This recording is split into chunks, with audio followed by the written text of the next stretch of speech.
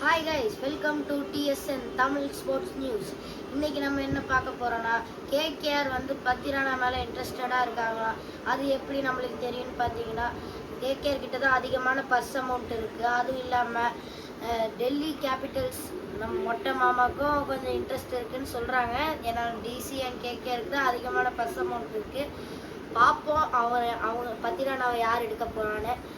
And next என்ன பார்த்தீங்கன்னா, Bangladesh versus Ireland second test டே 1 ஸ்டார்டிங்கில் ஓப்பனர்ஸ் 2 பேரும் ஓரளவுக்கு 34 அண்ட் 35 அடிச்சிருந்தாங்க. அது கூட ஓகே, ஸ்லோ அண்ட் 1 டவுனில் சூப்பராக 63-8.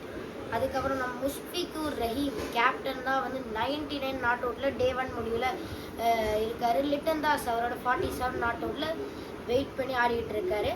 அண்ட் நெக்ஸ்ட் பார்த்தீங்கன்னா, second ODI New Zealand versus west Indies. அதில் பார்த்தீங்கன்னா வெஸ்ட் இண்டீஸ் பேட்டிங் ஆடி 50 ஓவருக்கு 247க்கு 9 கொஞ்சம் சுமாராக தான் ஆடி இருக்காங்க. அது பார்த்தீங்கன்னா ஈஸியாக சேஸ் பண்ணிட்டாங்க. 248க்கு 8 அடித்து நியூசிலாந்து 5 விக்கெட்டில் ஜெயிச்சிட்டாங்க.